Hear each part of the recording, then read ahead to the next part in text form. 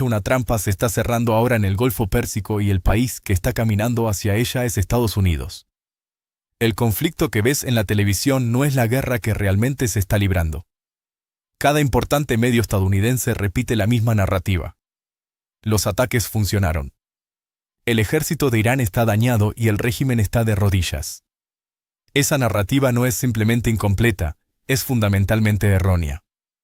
Ignora el único mecanismo más peligroso que opera bajo todo este conflicto. Un mecanismo que ya ha empujado el precio de la gasolina más allá de $4 por galón. Eso ha borrado cientos de miles de millones de los mercados de valores globales y ahora está llevando a Estados Unidos hacia el único resultado que Teherán ha pasado 20 años preparando. El modelo de teoría de juegos que anticipó el cierre del estrecho de Hormuz antes de que sucediera, el mismo modelo que el profesor Jian utilizó en su marco de control de escalada a principios de este mes, revela algo que los titulares se niegan a decir claramente. Al final de este análisis entenderás exactamente por qué Irán no está colapsando, porque la campaña aérea se acelera en lugar de prevenir el compromiso terrestre y porque la estructura de costos de esta guerra llega directamente a tu presupuesto familiar a través de una reacción en cadena que comienza en el estrecho de Hormuz y termina en tu factura de supermercado. La suposición común que impulsa el análisis occidental de este conflicto es simple. Funciona así. Estados Unidos e Israel lanzaron la Operación Furia Épica el 28 de febrero de 2026 con casi 900 ataques de precisión en apenas 12 horas. Los informes iniciales indicaron que mataron al líder supremo Ali Jamenei. Destruyeron depósitos de misiles, nodos de comando y sistemas de defensa aérea de última generación. Hundieron más de 50 embarcaciones navales iraníes en una exhibición de poderío tecnológico que dejó al mundo atónito. Por lo tanto, bajo la lógica convencional de la guerra moderna, Irán está derrotado o pronto lo estará. Esta suposición se basa en una creencia específica sobre cómo terminan las guerras en el siglo XXI. Asume que destruir el centro de un sistema militar produce inevitablemente el colapso de ese sistema. Asume que matar al líder paraliza al Estado de forma permanente. Asume que la superioridad tecnológica se traduce directamente en control político sobre el terreno. Cada una de estas suposiciones tiene un nombre en la teoría estratégica y cada una de ellas es incorrecta en el caso iraní por una razón específica y debidamente documentada. El informe de inteligencia del Sufan Center del 20 de marzo lo dejó claro. Hasta ahora, los iraníes han sobrevivido a una decapitación del régimen y a la degradación sistemática de objetivos de alto valor, depósitos de misiles y otros nodos críticos de mando y control. Informes de inteligencia filtrados de Estados Unidos sugieren que el régimen iraní probablemente sobrevivirá a este conflicto a pesar de la pérdida de sus figuras más visibles. Eso no es especulación de analistas externos. Esa es la propia evaluación interna de la comunidad de inteligencia estadounidense, compartida en sesiones informativas a puerta cerrada. La suposición de que la decapitación equivale al colapso ya ha fallado en la práctica. La pregunta ahora es, ¿por qué falló ante un ataque de tal magnitud? Y la respuesta a esa pregunta es lo más importante que hay que entender sobre esta guerra si queremos predecir su desenlace. La respuesta es una doctrina llamada defensa en mosaico. En lenguaje simple, la defensa en mosaico es un sistema de diseño militar construido sobre un principio fundamental, hacer que sea imposible destruir todo el engranaje de una sola vez. En lugar de concentrar el poder en la cima de una estructura piramidal, como opera la mayoría de los ejércitos occidentales y de la OTAN, Irán divide su estructura de mando en docenas, si no cientos, de celdas operativas semiautónomas distribuidas estratégicamente por todo el país. Cada celda tiene reglas de compromiso preautorizadas y objetivos claros para escenarios de aislamiento. Cada celda controla sus propias armas, su propia logística independiente y sus propios canales de comunicaciones encriptadas. Cuando el centro es destruido, la periferia no se queda a la espera de órdenes que nunca llegarán, la periferia simplemente se activa de forma automática. El Dr. Cherikawi Rudani, escribiendo en Modern Diplomacy, describió la lógica de esta manera: cuando los sistemas militares están diseñados para sobrevivir a la decapitación, destruir el centro ya no termina la guerra, sino que la extiende y la vuelve mucho más impredecible. Esa frase explica con exactitud todo lo que está sucediendo en este momento en el Golfo. El IRGC, el cuerpo de la Guardia Revolucionaria de Irán, diseñó esta arquitectura específicamente para absorber el tipo de ataque que Estados Unidos acaba de entregar con sus misiles Tomahawk y sus cazas invisibles. La doctrina no nació ayer, surgió de la dolorosa experiencia de Irán en la guerra Irán-Irak de la década de los 80, donde el mando centralizado casi les costó la supervivencia del país. Pasaron las siguientes 3 décadas construyendo lo opuesto, una red que se comporta más como un organismo biológico que como una máquina mecánica.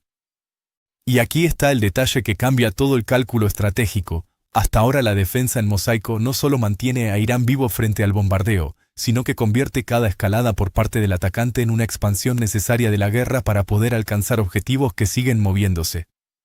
Esa es la trampa, y la asimetría de costos incrustada en esta trampa es verdaderamente asombrosa porque significa que el Pentágono ahora está gastando más de $500 millones por día para luchar contra un sistema diseñado específicamente para hacer que gastar más dinero produzca peores resultados estratégicos.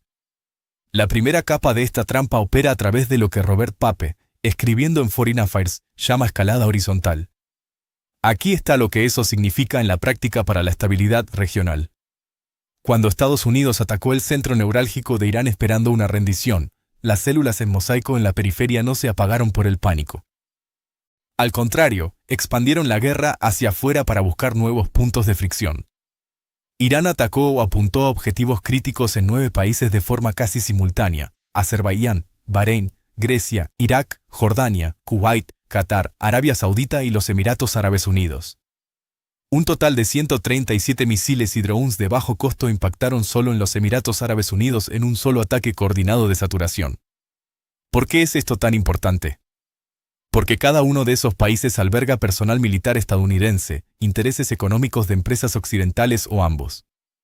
Pape explicó claramente esta estrategia. La escalada horizontal permite a un combatiente técnicamente más débil alterar los cálculos de un adversario más fuerte al ampliar el alcance geográfico y extender la duración del conflicto hasta que el costo sea inaceptable.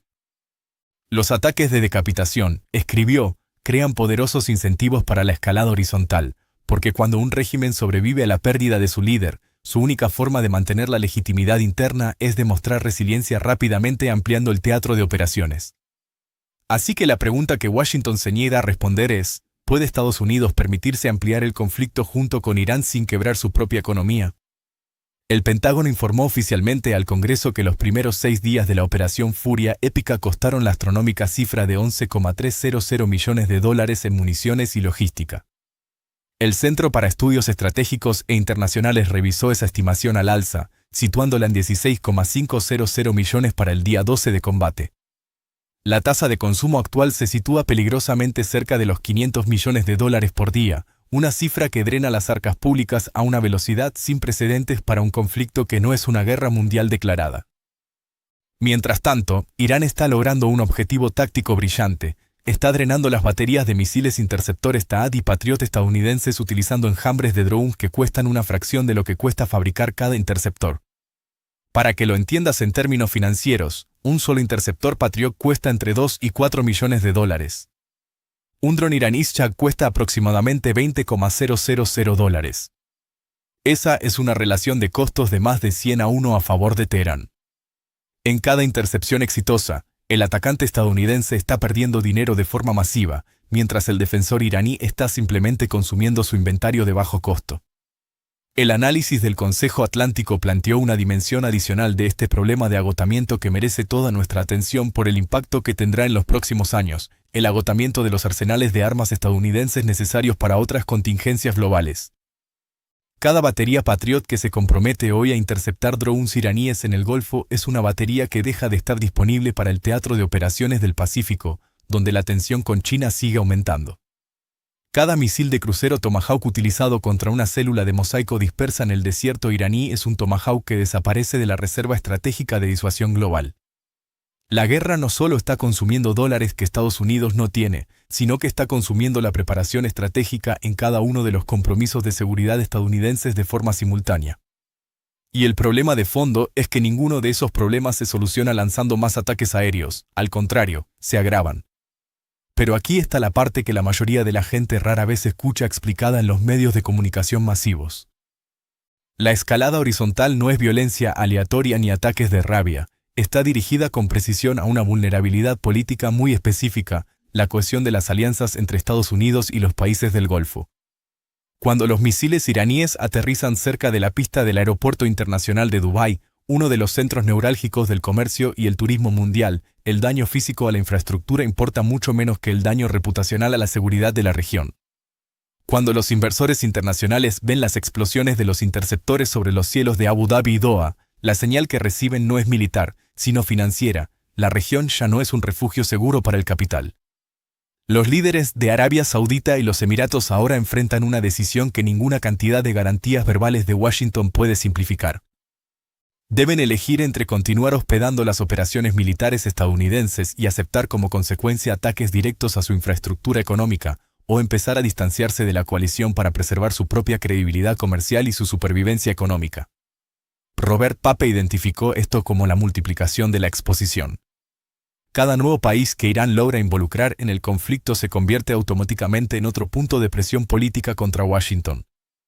El análisis experto del Atlantic Council confirmó la gravedad de la situación actual. Los gobernantes del Golfo deben equilibrar sus compromisos de alianza con la estabilidad doméstica y el crecimiento económico, y esa tensión interna crece con cada nueva salva de misiles iraníes que cruza el cielo. Esta no es una preocupación periférica para el Pentágono.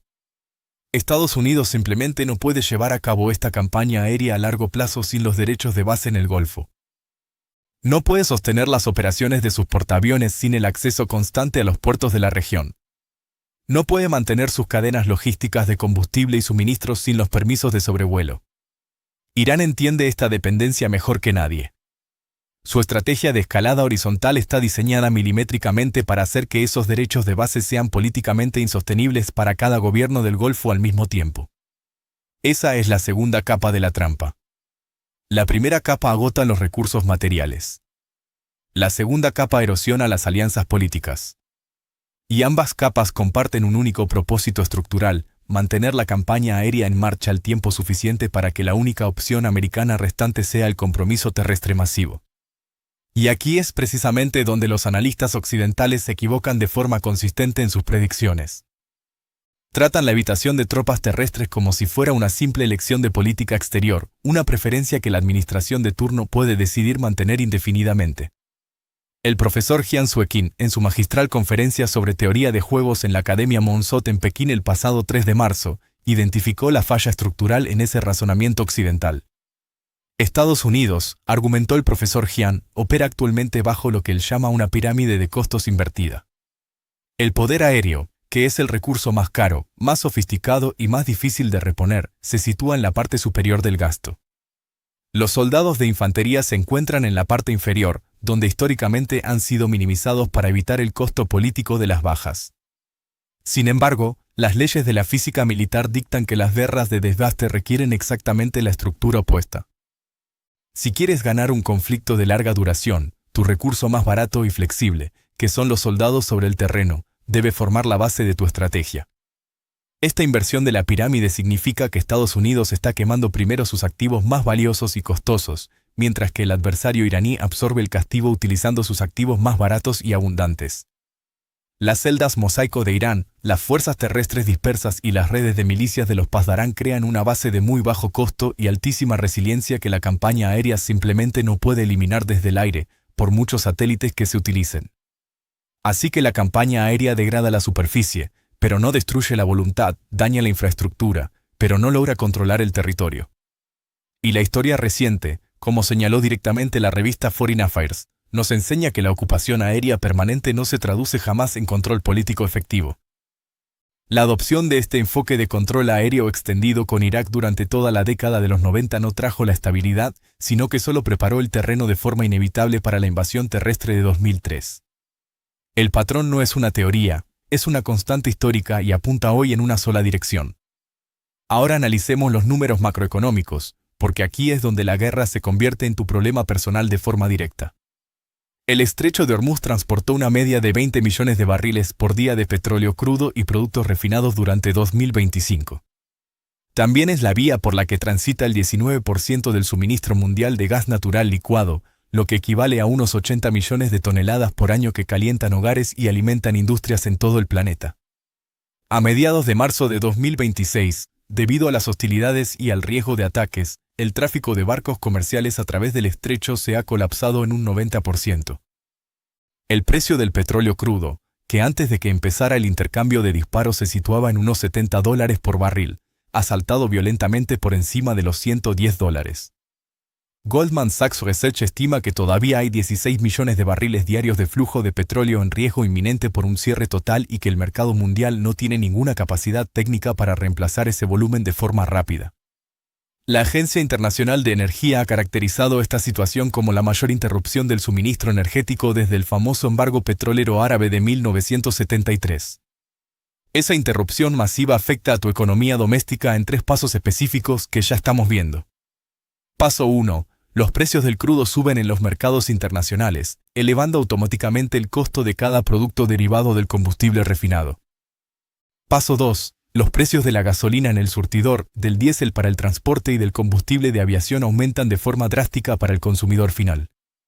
Paso 3. Dado que el mundo moderno se mueve sobre ruedas, cada producto transportado por camión, barco o avión absorbe esos mayores costos logísticos que los productores trasladan directamente a los compradores en el supermercado.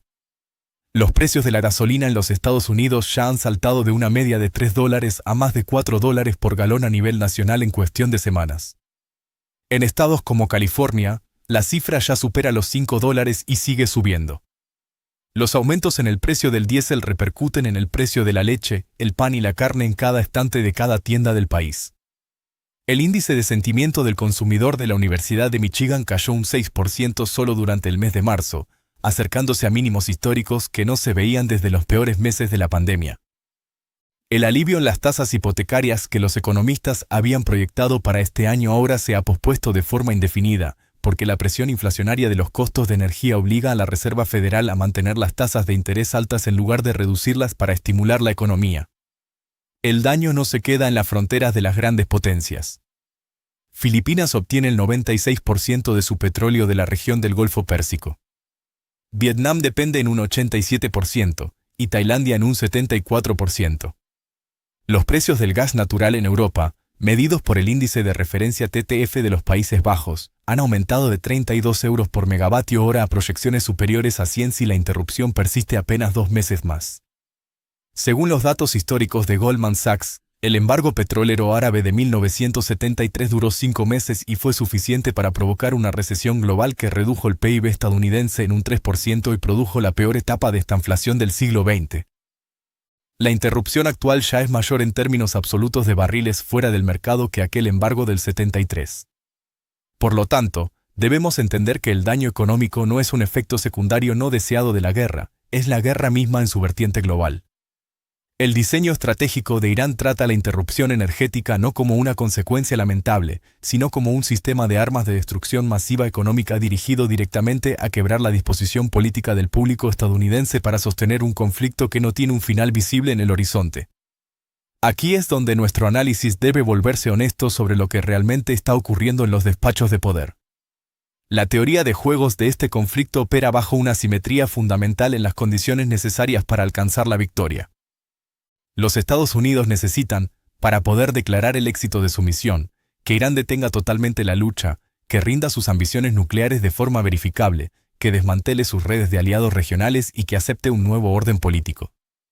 Eso requiere, necesariamente, o el colapso total del régimen o su capitulación absoluta, situaciones que exigen un control político y militar sostenido sobre el vasto territorio iraní. Irán, por el contrario, solo necesita una cosa para evitar la derrota: sobrevivir. La supervivencia es su definición de victoria. Cada día que el régimen continúa funcionando en sus búnkeres, cada día que un comandante local lanza un nuevo enjambre de drones, cada día que el tráfico en el estrecho sigue interrumpido, es un día que prueba ante el mundo que la teoría americana de una guerra rápida, limpia y decisiva estaba profundamente equivocada. El profesor Jian lo enmarcó en términos técnicos precisos: en un conflicto de este tipo, el lado que posee más opciones tácticas y la estrategia más flexible es el que generalmente terminará ganando la lucha de voluntades. Irán tiene hoy 3 opciones claras en su menú estratégico. Primero, puede seguir escalando horizontalmente atacando a más estados aliados de Occidente y ampliando la exposición al riesgo de la coalición. Segundo, puede escalar verticalmente aumentando el volumen y la sofisticación de los misiles disparados contra Israel o apuntando a infraestructuras críticas no militares, como las plantas de desalinización que proveen de agua potable a Arabia Saudita. En tercer lugar, puede elegir desescalar de forma selectiva ofreciendo negociaciones falsas a través de intermediarios internacionales, con el único fin de comprar el tiempo necesario para reconstruir su capacidad industrial y rearmar a sus células. Estados Unidos, en cambio, se ha encerrado en solo dos opciones. Puede continuar la campaña aérea gastando 500 millones al día con rendimientos que cada vez son menores y con una fatiga creciente entre sus aliados, o puede morder el anzuelo y enviar tropas terrestres a un país de 90 millones de personas a través de un terreno montañoso que Irán ha pasado las últimas 4 décadas fortificando con redes de túneles secretos, campos de minas inteligentes y zonas de exclusión para drones.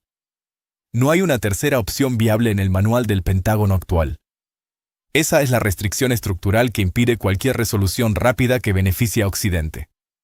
La campaña aérea por sí sola ha demostrado que no puede lograr los objetivos políticos estadounidenses de cambio de régimen, pero el compromiso terrestre transformaría inmediatamente el conflicto de una intervención militar costosa en una ocupación territorial de desgaste. Y la historia universal ha demostrado con una crueldad repetitiva en Vietnam, en Irak y en Afganistán que la ocupación es el mecanismo más confiable y efectivo para la derrota estratégica de cualquier poder ocupante, por muy poderoso que sea su ejército. Irán no necesita ganar batallas de tanques en el desierto. Irán necesita que el soldado estadounidense pise su suelo para que su estrategia de 1000 cortes empiece a desangrar al imperio. Esa es la trampa final. La doctrina de defensa en mosaico es el mecanismo de relojería que mantiene la trampa abierta al asegurar que el poder aéreo, a pesar de sus triunfos tecnológicos, nunca entregue el control político que Washington necesita para colgar el cartel de misión cumplida. Nada de lo que hemos analizado hoy debería sorprender a nadie que entienda la estructura profunda de este conflicto más allá de los eslóganes políticos. La evaluación reciente del Sufan Center advirtió que un núcleo del régimen iraní que se sienta profundamente dañado pero que logre sobrevivir, buscará desesperadamente apresurarse hacia la obtención de un arma nuclear, viéndola como la única salvaguarda lógica contra futuros ataques de este tipo. Si eso llega a ocurrir, desencadenaría de forma automática una carrera armamentista nuclear en todo el Medio Oriente, involucrando a Turquía, Arabia Saudita y Egipto. Un escenario de ese calibre hace que la actual crisis energética y el petróleo a $110 parezcan problemas menores y manejables en comparación. La guerra no va a terminar con más bombas ni con aviones más rápidos. La guerra terminará cuando uno de los bandos acepte que su teoría inicial de la victoria fue estructuralmente imposible desde el primer minuto. La tesis de este análisis es simple pero demoledora. Irán diseñó todo su sistema militar, social y económico para sobrevivir exactamente al tipo de ataque que Estados Unidos entregó el pasado 28 de febrero de 2026. La defensa en mosaico convierte el intento de decapitación en una difusión de la resistencia. La escalada horizontal concentra el costo financiero y político en el atacante a través del agotamiento asimétrico de sistemas de armas que cuestan millones. La erosión sistemática de la Alianza del Golfo elimina la infraestructura política necesaria que sostiene la logística de la campaña aérea. Y finalmente, el arma de la energía, mediante el cierre técnico del estrecho de Hormuz, traduce el conflicto militar en un dolor económico doméstico que se siente en las casas de todos los continentes de forma simultánea. El resultado estructural de todos estos vectores es un embudo que se estrecha inevitablemente hacia el compromiso terrestre. Ese es el único escenario en el que la profundidad geográfica de Irán, su masa poblacional y su infraestructura de milicias le otorgan una ventaja estratégica duradera que el poder aéreo no puede anular. La invasión de Irak en 2003 siguió este patrón de forma casi idéntica, una campaña aérea que tuvo un éxito táctico absoluto pero que fracasó estrepitosamente en producir un control político real, lo que obligó a una ocupación terrestre que terminó costando a los contribuyentes estadounidenses más de $2 billones. Aquella aventura produjo más de 4,000 muertes de combatientes estadounidenses, generó millones de bajas civiles y terminó en una retirada estratégica 2 décadas después sin que se lograra ninguno de los objetivos políticos que se anunciaron al inicio. La lógica no es diferente esta vez, salvo que las variables son mucho más peligrosas, la geografía iraní es mucho más difícil de dominar, la población es 3 veces mayor y el defensor ha tenido 20 años para estudiar los errores de Saddam Hussein. La arma económica que Irán empuña hoy a través de los precios de la energía es una que ningún dictador anterior poseía. El costo de aprender esa lección por segunda vez en un teatro de operaciones mucho más hostil, contra un adversario mejor preparado y con una economía global mucho más frágil de lo que era en 2003, es un costo que todavía no se ha terminado de calcular en las hojas de Excel de Washington, pero que las familias ya están empezando a pagar cada vez que llenan el depósito de su coche o pagan la cuenta de la electricidad. El propósito de este desglose detallado no es producir miedo infundado, sino producir la claridad que falta en los informativos de la noche. Si entiendes cómo funciona la defensa en mosaico, si comprendes la mecánica de la escalada horizontal y la simetría de costos que está desangrando al tesoro, ya ves mucho más de esta guerra de lo que la mayoría de los funcionarios electos están dispuestos a admitir en público por miedo a las encuestas. Esa comprensión no es un ejercicio pasivo, es una ventaja estratégica que te permite ver a través de cada titular sensacionalista que te dice que el régimen iraní está a punto de desmoronarse por un par de bombardeos más. La siguiente variable crítica que debemos observar no está en los mapas militares, sino en los pasillos del Congreso. Vigila si la administración solicita una apropiación presupuestaria suplementaria de urgencia para financiar operaciones continuas. Esa solicitud revelará la verdad que las conferencias de prensa ocultan, si la guerra se está planeando como una campaña corta de castigo o como el preludio de una larga y ruinosa ocupación terrestre. Hay 3 indicadores finales que debes observar de manera independiente en las próximas semanas. Primero, monitorea la cuantía de los fondos suplementarios que se pidan al Congreso. Si la cifra supera los 50,000 millones de dólares en un solo bloque, el horizonte de planificación del Pentágono ha cambiado oficialmente de meses a años, y el despliegue terrestre masivo se convierte en una certeza presupuestaria. En segundo lugar, presta atención al calendario de rotación de los grupos de ataque de portaaviones en el Golfo de Omán. Si un tercer grupo de portaaviones se despliega en la zona antes de que el segundo haya regresado a su base, la postura de fuerza estadounidense se está expandiendo rápidamente hacia una capacidad anfibia de desembarco. En tercer lugar, sigue los datos reales de envío comercial del Estrecho de Hormuz. Si el volumen de tránsito de crudo se mantiene por debajo del 15% de su capacidad normal durante más de 60 días consecutivos, la presión económica global se volverá autorreforzante y la lógica política de una mayor escalada militar se volverá casi imposible de revertir para cualquier bando. La guerra no ha terminado ni mucho menos, la trampa aún no se ha cerrado del todo, pero la estructura de hierro que la compone es perfectamente visible para cualquiera que esté dispuesto a dejar de lado la narrativa oficial y mirar la realidad con absoluta claridad.